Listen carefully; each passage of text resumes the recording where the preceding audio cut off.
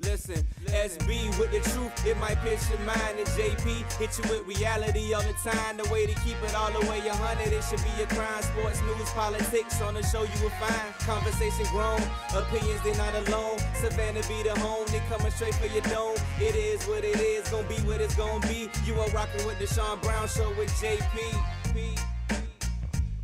What's going on, everybody? It's Friday, September, what is it, 28th? Yes, sir. Sean Brown Show with JP on a Friday. We are here. We are live. I feel like crap. I really am not in the mood for anything today, but we're going to make the best of it because it's Friday. Yay, Friday. Yeah, whatever. Anyway, thank you for listening. Appreciate everybody watching Facebook Live, YouTube, the TuneIn app, WQTS Digital Broadcast, speakinthemic.com. Oh, boy. How's your day so far with this, Grace? Pretty good. I had a blonde moment this morning. Pretty bad. This morning? Yes, yeah. Not just this morning. I know most of my life, but whatever. That's very true. So I came into the show today with the intention of talking about the Kavanaugh case, or show, however you want to call it. And I realized once I got on camera to test all our levels and everything this morning that I was wearing my Bye Felicia shirt. Swinging this. Not intentional, I swear to God. I woke up this morning. It was so intentional. You're not fooling us whatsoever. It was so intentional. No. Just a bad moment this morning. But other than that, how's everything else been with you?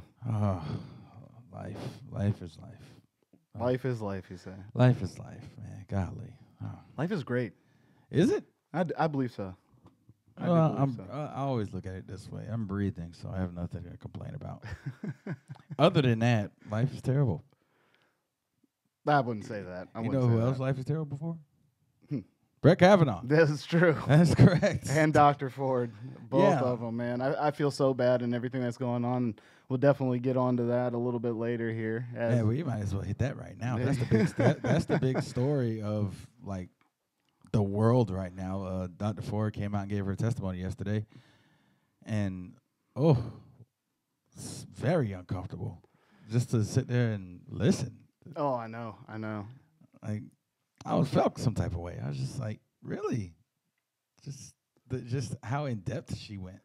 Like, you're supposed to, because everybody needs to hear the full story. But definitely. Just, wow. Just, like, the way she was talking about how Kavanaugh and the Mr. Judge, whoever he is, Mark Judge, how they, like, trapped her in the room and were laughing, like, incoherently laughing and drunkenness and things like that. And she said at one point that she looked at Mark Judge for help, and he looked back at her. They made eye contact, and he just did nothing.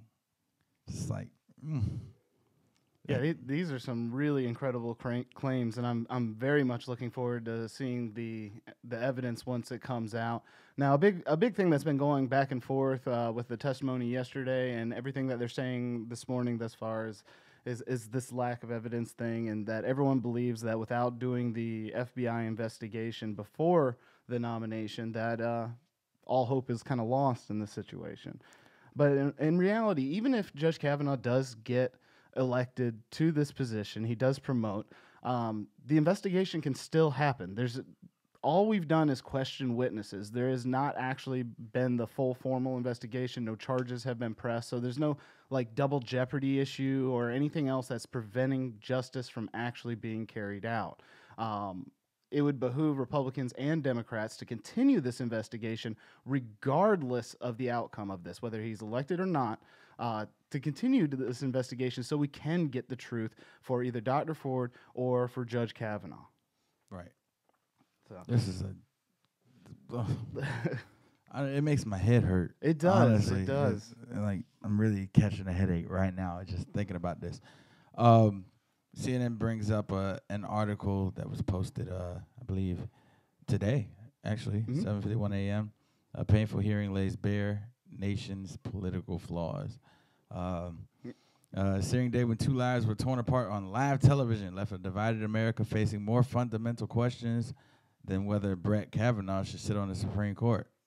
The Senate hearing meant to find out the truth about Christine Blasey Ford's accusation that President Donald Trump's nominee assaulted her in the 80s degenerated into one of the most distasteful political spectacles in many years. It really is getting out of hand.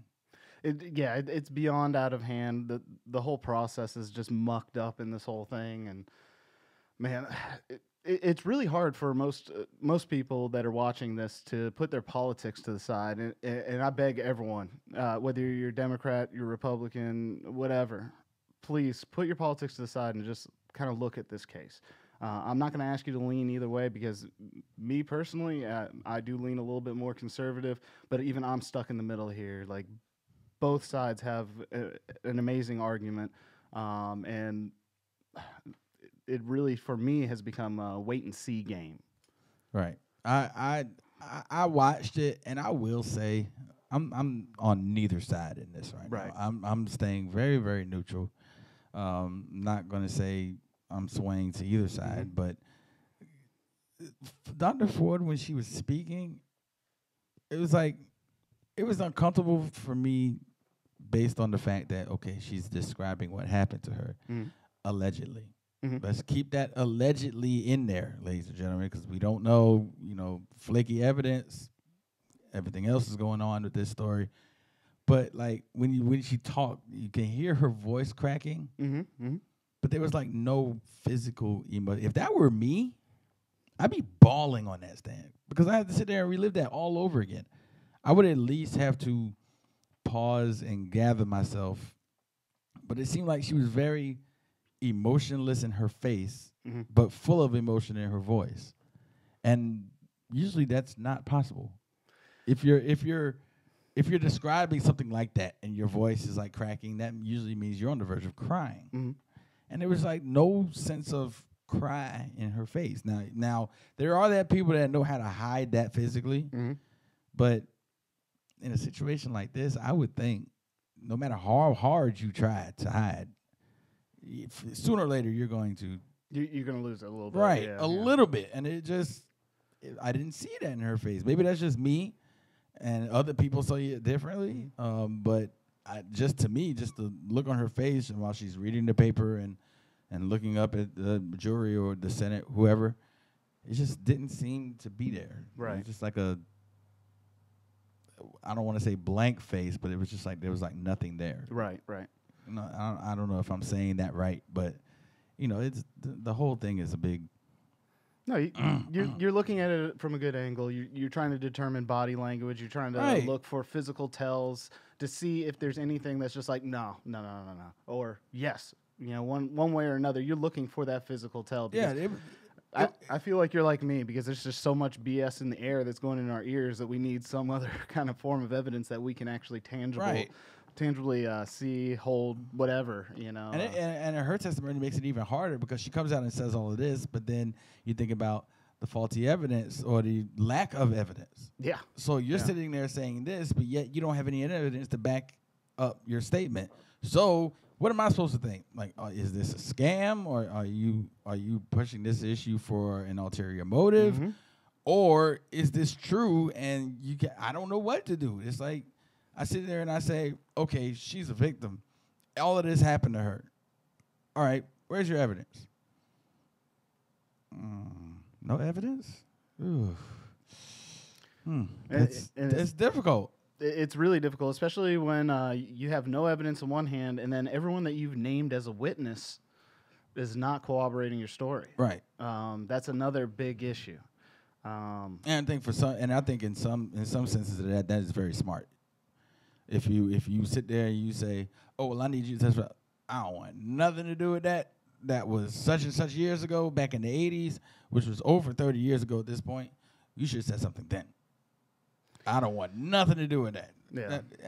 That's smart because once you involve yourself in something of this caliber, it's really hard to pull yourself out. It is. So if they want to say, nope, my name is Bennett and I ain't in it, then that's them. But that really works against Dr. Ford at this point. Right. And I could understand, though. She was, 15 years old, supposedly, when this happened. And a 15-year-old girl still trying to figure things out. I mean, a 15-year-old boy, girl, doesn't matter. We're all just trying to figure life out. A good point was brought up. You know, a 15-year-old girl sitting there drinking beers with friends and stuff definitely doesn't want to go home and tell her parents that she was out drinking and something ridiculous happened. You know? And here you go. You shouldn't have been there in the first place because you were 15. Yeah, but that's not our place to cast judgment on. It's not. We were ridiculous high schoolers at one time too, making bad decisions. Yeah, very true. But I know at 15, I wasn't worried about going to no parties, but maybe that's just me. But you're a guy too. Let me go ahead and bring up that argument. We as men, we don't have as much to worry about when we go to these parties. We're just our thought process is let's get tore up, let's have fun, let's find some women, whatever, you know, however you're wired. We don't typically go out there and say, man, I hope I don't get groped, I hope I don't get raped or anything of that nature. We're just like, let's do it, let's go party. Because it never happens on that side. Rarely does it ever happen on that side. There's been cases in the past where women have taken men, but extraordinary circumstances that really don't apply in this. However, my heart goes out for her. If something happened to Miss Ford, the truth needs to come out, man. A 15-year-old girl getting held down in a bedroom at a party, I don't condone that behavior whatsoever in any form or fashion. The truth needs to come out on this whole case. We have friends that were at a party drinking. Obviously, some details are going to be a little skewed here and there. Some things are just not going to be remembered properly. Could alcohol have played into her memory at that time? Maybe, maybe not. But like JP says, we need evidence. We need something to come up. We need somebody to help Mrs. Ford's case or somebody to help Mr. Kavanaugh's or Judge Kavanaugh's case. One way or another, I think all of America right now is just stuck in the middle, and those that are voicing out are really just picking sides based on their political values. Right. And I think something has to come about of this to where I think they're actually waiting. Yeah, they're waiting on the vote as we speak right now. Yeah, right. Yeah, they're voting at 1:30. A few minutes ago, I was watching all the testimonies, the final testimonies coming from these senators, man. And honestly, so far in the conclusions of hours I've been watching this morning already, it just seems like after the testimony yesterday, I don't think anyone changed their mind. Right. All the Democratic senators are out there saying the exact same things they said yesterday, even after information's come out that's they should be listening to. They're still sticking to their agenda. Republicans are doing the same thing. Republicans are there backing Kavanaugh, backing the process, and still looking for evidence. I don't think really dragging the two of them through it has made any changes in opinion, period. I'll be really surprised if we see any kind of vote yes on the right, and I'll be really surprised, on the left, and I'll be really surprised if we see a vote no on the right. Right. So as of right now in Washington, the Senate Judiciary Committee is once again the scene of a national drama Friday as its members prepare to vote on President Donald Trump's embattled Supreme Court nominee, Brett Kavanaugh, of course. Mm-hmm. The Senate Republican leaders appear to have 49 solid yes votes, which is one shy of the 50 they need to confirm Kavanaugh as judge, meaning they could lose one Republican and have Vice President Mike Pence break a potential tie. So in retrospect, two Republicans, Senator Susan Collins of Maine and Lisa Murkowski of Alaska, and two Democrats in red states, Senators Joe Manchin of West Virginia and Heidi Heitkamp, that's a tongue twister name, of North Dakota, they hold the future of Kavanaugh in their hands right now. And if it comes to it, a third undecided Democrat, Senator Joe Donnelly of Indiana, he announced his opposition to Kavanaugh late Friday morning. He's one of the three Democratic senators who voted for Trump's first Supreme Court nominee, Neil Gorsuch. So, and then this dude, what's this dude? Jeff Flake out of Arizona. He's supposed to be the swing vote. Republican out of Arizona, excuse me. And he's sitting there getting confronted in elevators by female protesters. Don't know if you knew that or not. Yeah. No, everybody's been dealing with these protests, everybody lashing out. And again, I ask all our viewers and anyone that this might reach out to, please put personal politics to the side. I don't care if you're a Obama supporter, Hillary supporter, Bernie supporter, Trump supporter, whoever supporter. Sit back, wait for the actual facts. Now, I'm hoping that we will see an investigation, like I said, after this whole thing. We need to get to the bottom of this. America needs an answer for what's going on. We need to find out if Republicans are trying to cover up an actual rape, and with one of the allegations, a gang rape. And we need to find out if Democrats are actually trying to push some political agenda. Americans need to know, and I'm going to be really upset if this becomes another one of those stories that just kind of falls off the mainstream media. Right. Real upset.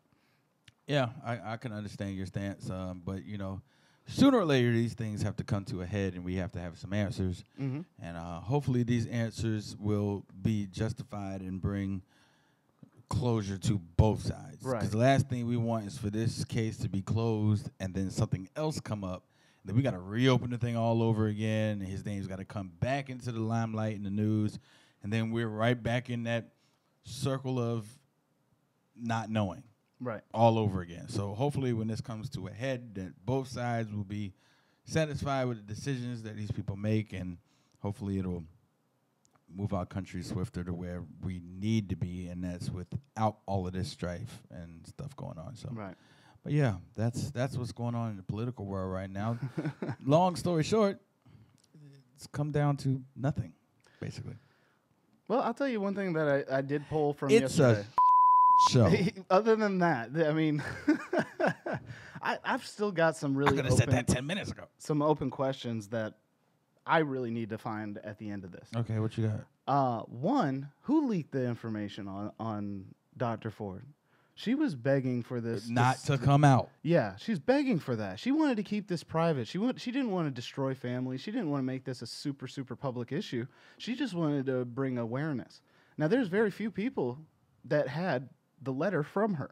Right. Very few. Dianne Feinstein and her group that she works with had it. Dr. Ford's attorneys and another congressman, all on the left. If everyone's worried about Dr. Ford and what she's going through, why is it that everything that she's put out there is getting leaked out? Right. You know, why was she put into this position? The second question I have is, why did her own attorneys prevent her from a private meeting in California and drag her all the way out to D.C. to be put in front of America without telling her there was another option? Right. Especially after, again, she explicitly asked for this to stay private. Those two questions right there are just burning a hole in the back of my head. That is just like social media. Like, it's just like, matter of fact, perfect example, when you put something on social media and you delete it, it's still out there. It's stuck. Somebody took a screenshot. Within seconds, and it's still out there. So it's the same thing. We ask who leaked the information. Maybe if we pointed our leads toward who leaked it, then we find a solution for the problem. I think this and case then we might be able to find out evidence of whether or not this is even true. Right. This case would definitely move forward if we could get to the source of the leakers and find out why. Like, that's a big part of this case that a lot of people are touching on, but nobody's really pursuing right now in the Senate. And I'm very curious. It is killing me. Yeah, it's retarded, but yeah. We talk about credibility, you know, like, this is a big hit to Democratic credibility. Somebody's credibility is going to be shot after this, whether it be Dr. Ford's or Judge Kavanaugh's. Somebody's credibility is going to be shot. This is very true. Well, actually, both of them are shot right now. Somebody has to regain their credibility in this whole thing. I would think if this comes out to be false, then Kavanaugh's credibility would be where it was before. Close to, yeah. Because he's been drugged through. I mean, I think it'll be right where it was at, because you get accused of this stuff, and then they look at you with a different light. But then when it comes out to not be true, they'll be like, oh, then why did we think about this dude like this anyway? None of this stuff this lady was saying was true. Yeah. So we basically drug him through the mud for nothing. Really for nothing. His kids, his wife. I mean, his wife's. I think about what his kids going through. Like, his kids are seeing it in their dad in the media spotlight for all the wrong reasons. Right. So I think Lindsey Graham may have mentioned upon that this morning. Which, by the way, in the past couple of days, he's earned a little bit of respect from me by calling people out with common sense. But he was mentioning, when the kids are out there in the playground, that they're going to be harassing Kavanaugh's kids about this. Right. Why no investigation? This is actually a really good point. This is another thing that I wanted to touch upon. The FBI has investigated Judge Kavanaugh 6 separate times. Now, when the FBI does this investigation, it's not just going to go on Yahoo, Google, whatever, and just do a quick free background check. The FBI reaches back. They even go back and talk personally to childhood friends, high school, middle school. Like, they get in your stuff, man. Like, if you stole a candy bar when you were 7 years old, they're bringing it up. Like, everything gets put forward. So we've had 6 investigations already thus far, and they were unable to come up with anything related to this story, period. Not a little bit of hearsay, not like one guy said something or one girl said something and we need to keep an ear out. There's literally nothing until, about 2 months ago when she came forward. Now, with this investigation, with these 6 investigations, I do believe that somebody would have slipped up and said, oh, man, I remember that guy at this party doing some dumb stuff. We'd have at least some kind of source there after 6 investigations. And here we are with Democrats asking for a 7th investigation in light of the new information. Well, even the FBI said, what new information do we have? We don't have an exact time, date, place, or anything like that. We have a generalized period of time. Are we saying that the original 6 FBI investigations were not enough? Are we saying that the FBI has not been doing their job properly for over 36 years? Not just in his case, but then if we come out to say that it is not, or the FBI hasn't been doing a good job, how many thousands of cases that the FBI has been involved in have to be reopened now? Right. Because we would have to challenge the entire credibility of the entire FBI organization to just say, screw those past 6 investigation results. Right. So that's a big part of this whole thing. And I watched Democrats literally waste good question asking time all day yesterday. It's like almost every single Democrat that came up had to talk about, we need an FBI investigation. We need an FBI investigation. Will you open an investigation into yourself? Well, Judge Kavanaugh's opened up 6 already. Right. Like, with every move that he's made, moving his way up through his positions, he's opened up these investigations already. And nothing has come of it. And he even said at one point early on that he is willing to go through anything that the panel was willing to put him through. People. I watch MSNBC and CNN and everybody say, oh, he was dodging the question, No, he answered it straight up in the beginning. Yeah. Whatever you guys need to do, let's go. And nobody wanted to hear that. And so he kept trying to re-explain his answers, keep re-explaining his position, kept trying to defend himself, but nobody on the left was really honestly trying to listen to what he had to say. Everyone was looking at him, you're guilty until you can prove yourself innocent, and which is very unfair. And I don't know. After 6 FBI investigations, you think a 7th one is going to turn up something new? If it does all of a sudden if it did turn up something new, then that destroys the credibility of the FBI as a whole for the past 36 years at least. Right. Well, that's what I got to say about that. That's all I got to say about that. Yes, got it. Yes. 24 minutes after the top of the hour. Oh, what about Keith Stallworth? Thank you for watching and listening. He says, "What about the lie detector test that provide the truth?" Okay. So the thing about the lie detector test is that no, it is not a credible form of evidence. Yes, a lot of people are susceptible to lie detector tests, but no, in federal courts, it is not admissible. Okay. We even had, if you guys remember, Charles Manson, he passed a lie detector with flying colors. Yeah. So, yeah, they're a cool reference because they put a lot of pressure on the person you're investigating, and a lot of times information does come out underneath that. But it's still not a credible form of evidence that would hold up in any court case. Yeah, it's way too easy. Like somebody just commented, matter of fact, let me get you on here to see, Jared Wells. Yeah.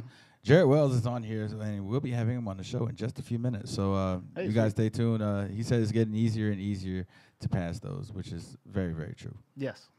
So it is what it is. I mean, it's literally a machine that just monitors your different nerve reactions and heart rate and things of that nature. It's not like it literally has an AI that goes, he's lying. Yeah. Right. Yeah, but that at one point, that was a very, formidable way at one point. To see if you're telling the truth or lying, but until one guy put a tack in his shoe and figured out how to bypass every reading. A tack in his shoe? Yeah, literally was touching thumbtack in his shoe to prevent the physical reaction when you're lying. So, like, when he would lie, he would tap his... give himself a little bit of pain and distract his body from the natural reaction. Oh. Like, there's... If you guys read up on lie detector tests, I once had to do like a little report about them back in high school. There's a lot of cool ways to beat these things. Anywhere from physical harm. A lot of cool ways to beat the lie detector And I say cool because people have been using technology too to interfere with the devices. Like anything you can do, if you can make a lie detector test inconclusive, you win. Plain and simple. Yeah, basically. And so all you got to do is make a lie and a truth switch places on that sheet of paper that's printing out, and the whole thing is thrown out. Yeah. So you're saying basically I could put a tack in my shoe right now, and you can ask me, is JP, is your shirt gray? And I'd be like, no, it's purple. Yep. Wow. Well, I don't know with the newest machines, but I do know that was a method that they used to use a long, long time ago. So. Well, that's informative. 27 minutes after the top of the hour. Shall we go to some music and come back with some sports and fun stuff absolutely. like that? Get off all the seriousness. We got NFL, Thursday Night Football last night. I was right in my prediction, even though I didn't say it on the air. Should have. But I will give you my predictions for Sunday. All right. And then we're going to talk baseball. Playoff push. Last regular season series coming up this coming weekend. So, and we got a special guest talking about baseball coming up. Hey. Pick me up. Russ Liquid. Pick me up. See you in a minute. Let's dig it.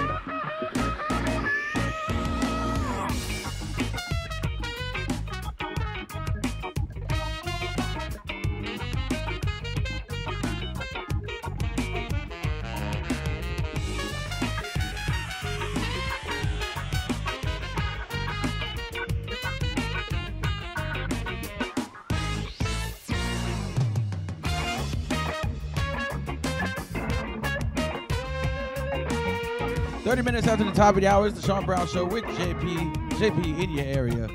DJ Disgrace on the 1-2 spinning music. That is correct.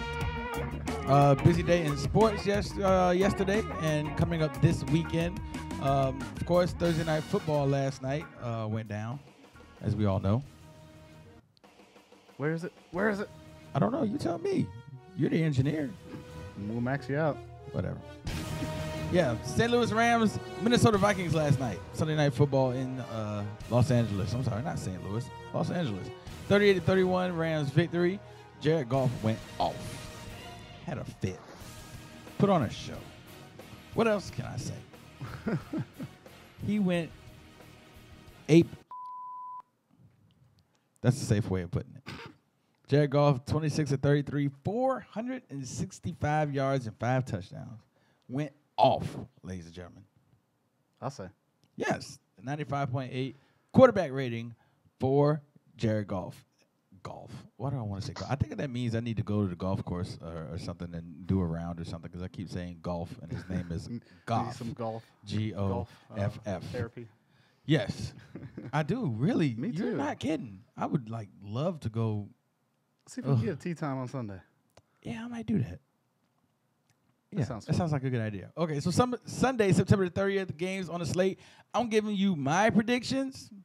Not necessarily true, but I'm just going to say who I think might win. First game off, do it again. Here we go. Atlanta Falcons in Atlanta host the Bengals. The Falcons 1-2. The Bengals are 2-1.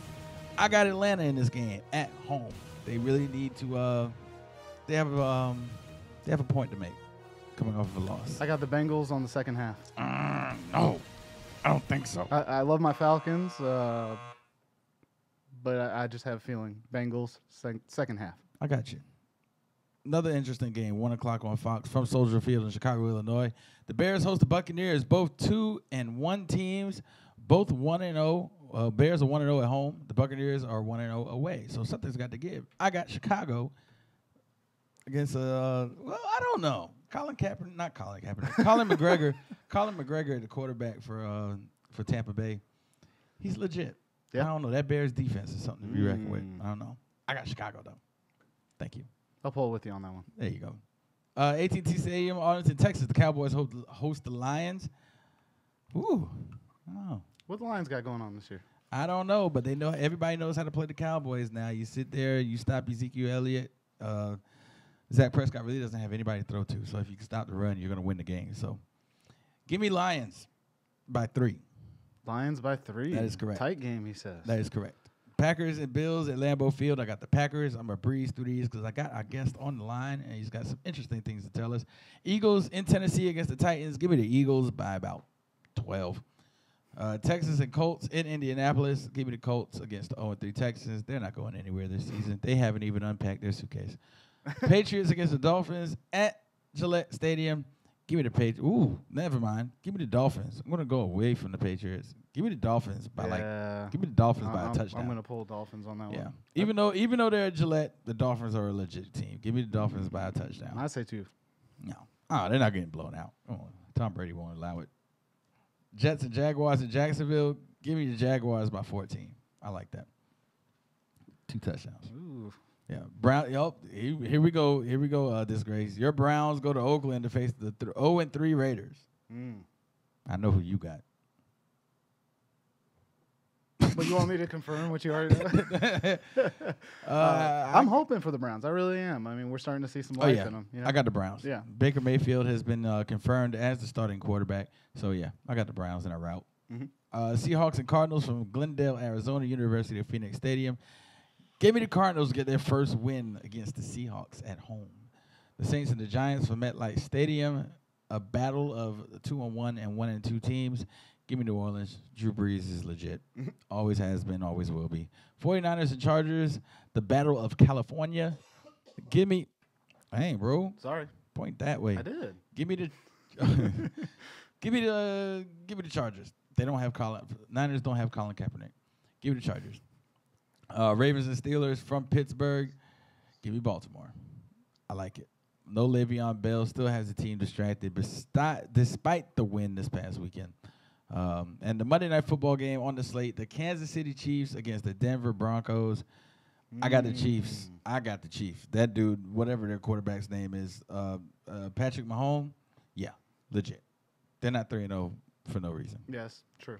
Absolutely. That quarterback is legit. Now, ladies and gentlemen, on the line right now is what is going to be hopefully a regular fixture for the Sean Brown Show with JP, because I love baseball. I think Disgrace loves baseball. But the only problem is we don't know a lot about it. So what did we do?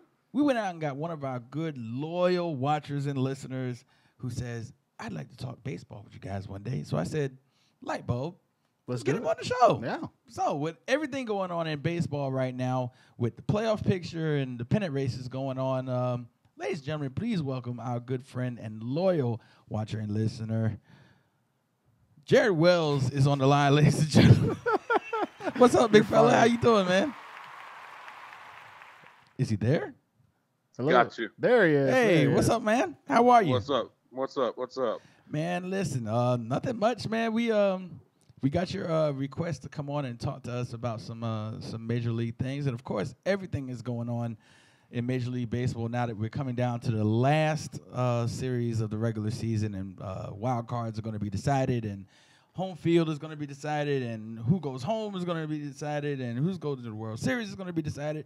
But I think definitely a lot going on. Yes, I think definitely coming to the end. Right. I think the one thing that I talked to you about off air before we got you on here, there's two races in particular that are in the NL right now. We'll go over the scores in a minute. The NL Central between Chicago and Milwaukee, who have both clinched playoff spots, and the NL West with Colorado and Los Angeles. Both of these races in the Central and West are divided by one game. One game. So we kind of already knew that in the West. We saw this last year. Colorado, LA, and Arizona would cancel each other out, but Arizona has kind of went down into a downward spiral. They're 8 games back, not in contention for the division race right now. It's Colorado and Los Angeles. So with your insight in that NL West division, I think they have one series left. Colorado's at home. Los Angeles is on the road. How do you see this playing out? Well, the interesting thing is going to be Colorado, Washington. I think the biggest thing you got to pay attention to there is that Washington is going to be at home. Los Angeles is going to be away. I think Colorado has a good chance of just just taking it to Washington and just kind of just getting them to finally wave the white flag like they did about a month ago, after trading their top players away without Bryce Harper. LA's a little interesting because I think if I'm going to be the same way as everybody else, I thought that the way it was looking, LA was going to be looking how San Francisco is right now with early season-ending injuries for LA. And I think as far as LA, they started out, they were just awful. Right. And I think at one point they were just about 20 games, maybe a little bit less, under 500. Right. But that was obviously early in the year. And that teams go through that every year. It happens. Exactly. But just that power surge they made just to come back and be in the question for the division. Says a lot about what they've done and who they've signed.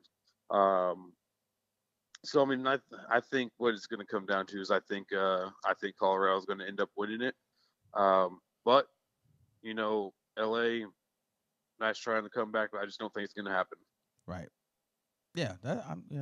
I think he's about right. With Colorado playing at home and LA on the road, Colorado definitely has the best chance of clinching their division. Mm-hmm. So in the NL Central, the Cubs and the Brewers, as I said before, they've both clinched playoff spots, but neither one has clinched the division. Now that's another one game. That's another one-game series between the two of those with just about 2 or 3 games to play. Now both of these teams are hot. Now Milwaukee has clinched their first playoff berth since, oh my God, I can't even think how long it's been. But And of course, Chicago is where they always have been since their World Series win last year. Yeah. Yep. Yeah. 2017. Yep. Yeah. So or they're 16. they're 16. on I'm sorry. 16. So they're on top of their division again. Chicago and Milwaukee going on. What is your take on that NL Central? And then after that, I want to talk to you about the MVP race right now. So what do you think about Chicago and Milwaukee right now? Well, as you know, I'm a huge diehard Cubs fan. Mm-hmm. So it pains me to even say this a little bit, but I think if anybody's got the best shot to wrap up the NL Central, it's going to be Milwaukee because Chicago, granted, they are playing at home, but they are also playing a pretty hot St. Louis right now. Yeah, true. And Milwaukee, I mean, they're playing a pretty cold Detroit, and it's just, and plus they're at home as well. Detroit, they're just they weren't really anything to watch this year. Obviously, they were just I mean, not even getting over 65 wins this year right on the season. That's just it just kind of says a lot. That's what I think says a lot about this series, especially Milwaukee going to this series as hot as they are and playing at home. I think if the best if we're going to put it out percentage wise, I think the best chance Milwaukee's got is probably, I think it's going to sit about maybe 60-40 with Milwaukee taking that chance. But you never know. Baseball is a very interesting sport where something could happen in a few seconds, and then you're in a tight spot with something even bigger happening in the next few seconds. Right. So it's going to play out. It's going to be interesting. Now, St. Louis is nothing to play with right now. According to game losing streak, but according to ESPN, both of these teams will be playing their last series at home. So both of them are at home. Yes. So the only interesting thing about it at home, though, is that the only thing that separates them, Milwaukee and Chicago, as far as their home records, is one game. That's right. And ironically enough, it's that one game that's hanging in the balance there. Yeah. So absolutely. It's going to be interesting. Like I said, I think Milwaukee's got the better chance with taking on Detroit, but St. Louis is, like I said, very hot right now. And unless Detroit can come out and do something incredible, especially coming up the end of the year, a lot of teams, especially the teams, don't have a chance anymore. They sit their players, and there's just no reason for them to be out there to risk injury. So Milwaukee is going to have their best, their A team on deck. Absolutely. With Detroit, possibly, just kind of resting some of their guys and wait to see what happens next year. So I think that's going to be another dangerous thing where, St. Louis still has a little bit to play for, the wild card. So, I don't see St. Louis taking any breaks. Right. Okay. So I kind of I'm with him on that. He's pretty much spot on. So now the big question is the MVP race. That's what everybody wants to talk about. Mike Trout's in the conversation. Jacob deGrom for New York is in the conversation. Of course, we know. I think the big conversation is Mookie Betts and Machado, who just got traded from Baltimore. Both of those players have had phenomenal years. I think I'm leaning more toward, and God forgive me, this is sacrilege for what I'm about to say, but I'm leaning towards Mookie Betts to win MVP, at least of the American League, at least. I think Mookie Betts is pretty much locked it up. I mean, he's batting at 346, and if you look at him over the past, last week, I mean, the guy's batting at 615 in the last week, right? And that's just dirty. Yeah. And I mean, it's just the guy just seems to, just keeps getting better, month by month. And if you guys remember last year, he wasn't, he was still decent, but I mean, he wasn't anywhere close to what he is this year. Right. He changed up his batting stance a little bit, and he changed up his openness up at the plate. So I think that really, made an impact, on what he's done this year. As far as the National League, I think the National League is a little bit tighter of a race. Christian Yelich, he's probably, if I had to guess, he's probably going to lock it up. Batting 2 cycles, consecutively against the same team is just insane. If I just don't see really anybody really coming, close to hitting that. You got, Javier Baez. Yes, he's got the RBIs and he's got the home runs, but I don't think he's got the necessary batting average to be up there. He's at a 293, so he's probably sitting about 6th or 7th place. That's what I would say. Actually, he's lower than that even, but I think that one's going to be probably Christian Yelich to lock it up. Now, Jacob deGrom, he's going to be a little bit different story.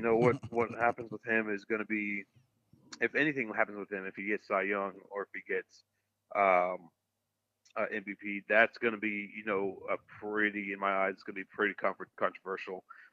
Just because he's 10-9 on the year. Right.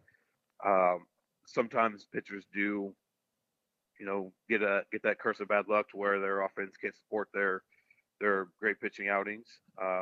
But that's just part of the game. Right. So with Jacob deGrom, I think if he does, have a big run in the NL MVP or the Cy Young, I think it's gonna be controversial. Either way you look at it. But with that being said, I don't see deGrom, being up there in either of those awards. Okay. All right. So last question before we let you go, man. Will Luis Severino win AL Cy Young? What's that? Will Luis Severino win the AL Cy Young? It's hard to say, man. I don't know if I will say this, Yankees have had, a great year. And this was another thing that was kind of unfortunate, because Tampa Bay had one of their best years in years. Right. And I'm saying in years. But it still wasn't good enough because, Boston was just playing, just outstanding baseball.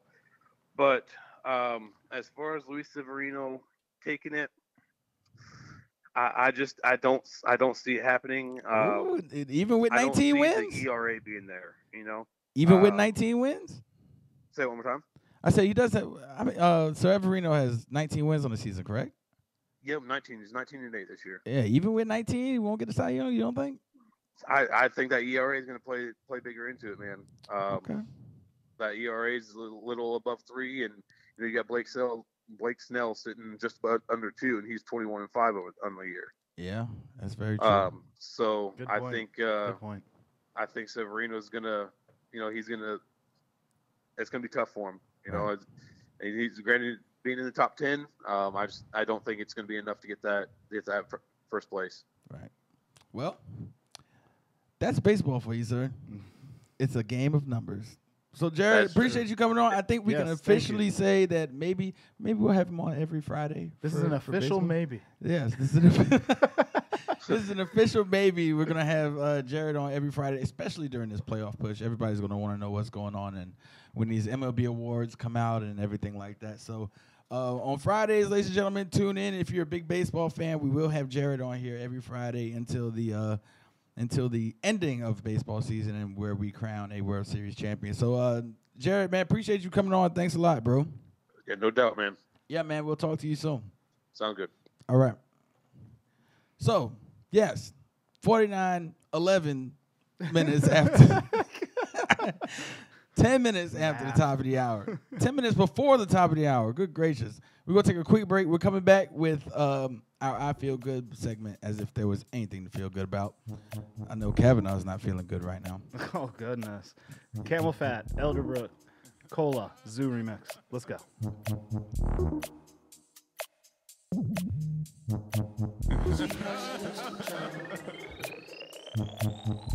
how she dances she sips a Coca-Cola. She can't tell the difference yet. That's what you're coming for, but you drop your back to the floor. It's getting late now, hey now. She sips a Coca-Cola. That's what you're coming for, but you drop your back to the floor. It's getting late now, hey now. She sips a Coca-Cola. That's what you're coming for, but they don't wanna let you in. You drop your back to the floor and you're asking what's happening. It's getting late now, hey now. Enough of the arguments. She sips a Coca-Cola. She can't tell the difference yet. That's what you're coming for, but they don't wanna let you in. You drop your back to the floor and you're asking what's happening. It's getting late now, hey now. Enough of the arguments. She sips a Coca-Cola. She can't tell the difference yet.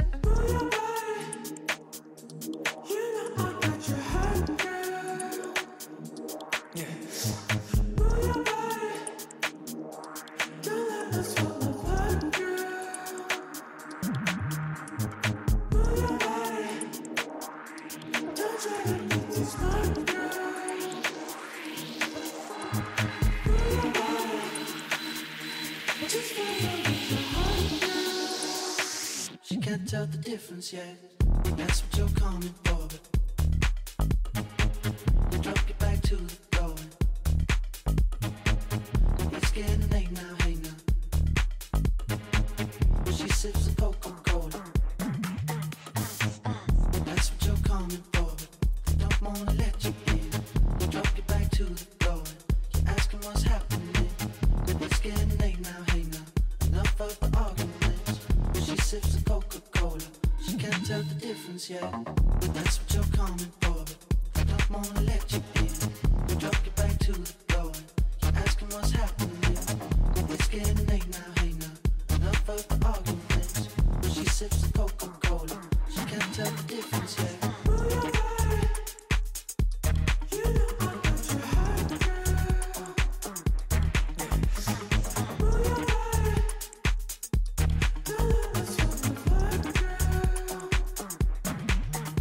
Sean Brown Show with JP, 7 minutes before the top of the hour. We are shutting this thing down for the week. It's been a very informative week. If you have not seen our shows from Monday and Wednesday, please go back and see them. Monday and Wednesday were definitely informative shows.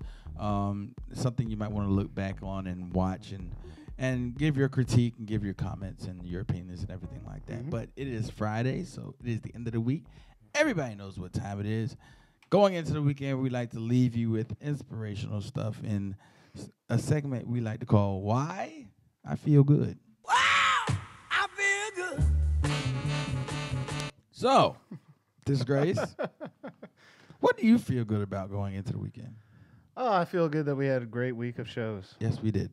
That definitely. I made personal changes in my life, and I think I'm going in a much better direction as well. Right. So. Don't want to get too personal about it on the air. We really don't care. Yeah, exactly. If you guys don't want to listen, I ain't gonna tell you. We really don't care. What you got, JP? I don't know. Really, I feel good about the weekend because I'm still here. Mm-hmm. I mean, a lot of stuff going on with me right now that I wish was better, but I can't complain about anything because I'm still alive, like I just said. But you know, I have to make the necessary. I have to make the necessary steps to make things in my life better. Careful who you surround yourself around this weekend. Yes. Everybody who pats you on your back isn't empty-handed. Right. Let that sit for a minute. You'll get it in the morning, right, Kawhi? Yeah. So I love that sound. I gotta find a cleaner one because that was kind of tight. He's like kind of, yeah. I'm happy for that sound bit. Yeah, I gotta find a better one. That makes me smile every time. Oh yeah. Oh, I'm also happy that the Carter 5 came out today. Oh yeah. Yes. Woo! I'm happy about that album. I listened to a little bit today. I was too busy listening to Pastor Troy's new album. Oh yeah. Yes, actually a legit album. It's like music from back in those early 2000 days when we were high schoolers. Mm-hmm. It's music like that. I can appreciate music like that. And plus he gave us a soundbite for the show. Yes, thank you. I actually talked to him yesterday. Really? Yeah, I talked to him yesterday, and he was like, man, he told me he was on Instagram for like 2 hours as I just promoting the album and everything, and he sent me the album, the explicit version. So I will not be playing it on this show, but P. Troy, we appreciate you, man. Mm-hmm. No matter what, hopefully, if I can finagle, that's a word, mm-hmm. and maybe get him to Savannah and get him on the show, maybe kind of promote this new album and everything else like that. That'd be great. Do a live location with Pastor Troy, man. Absolutely. And come on, we'll make it lit. Yeah, you're trying to be hip. You're old. What are you doing? Let's make it lit. Kawhi, you hear him trying to be hip, his old tail.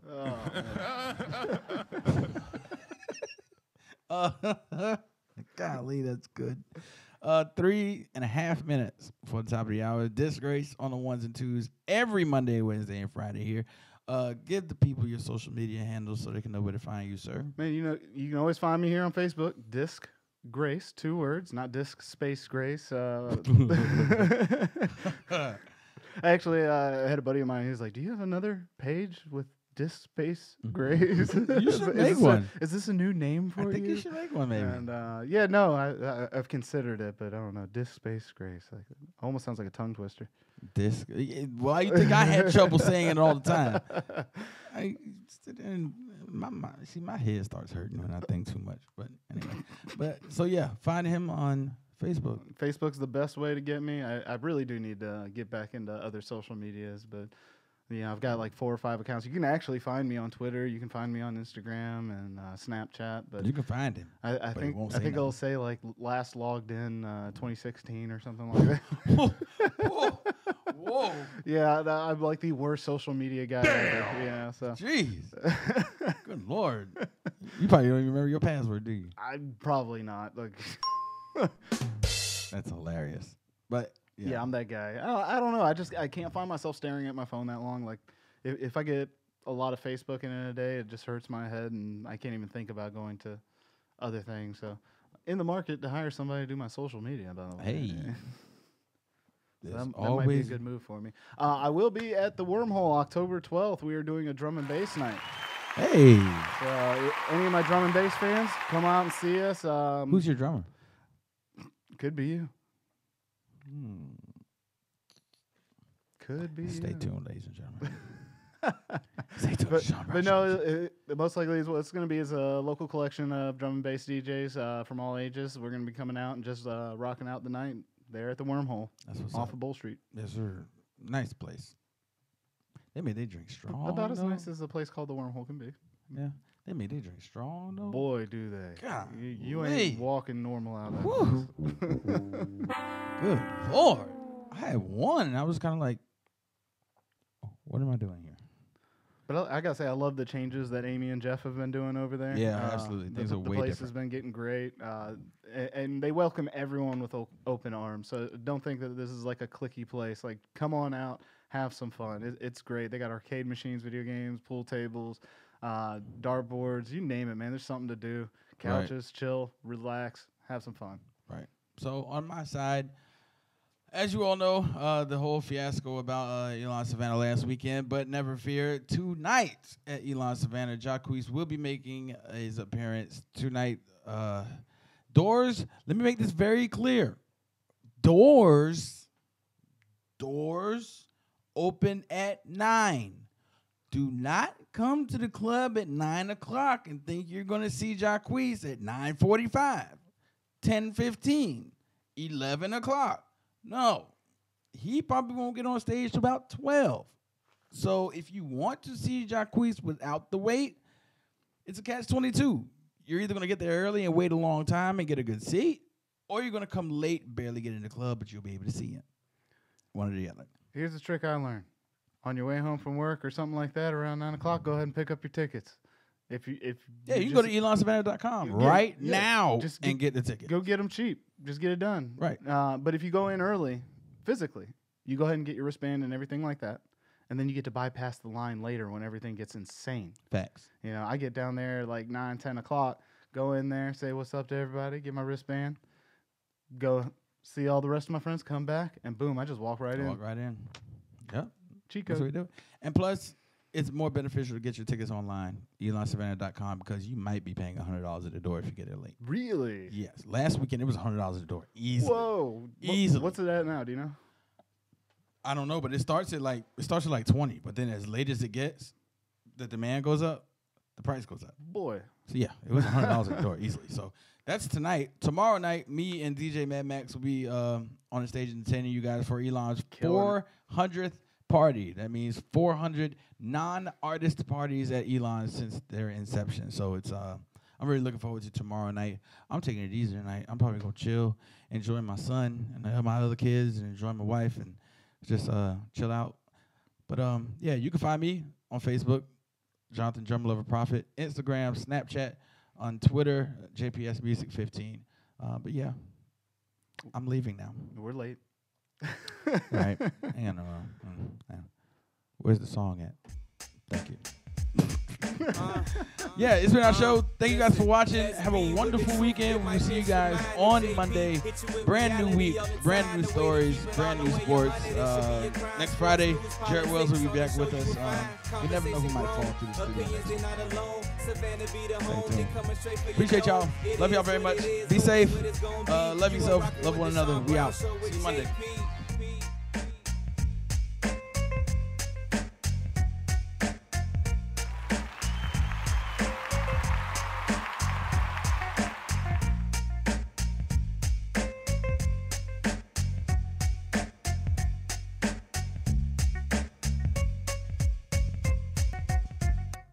And that's all I got to say about that.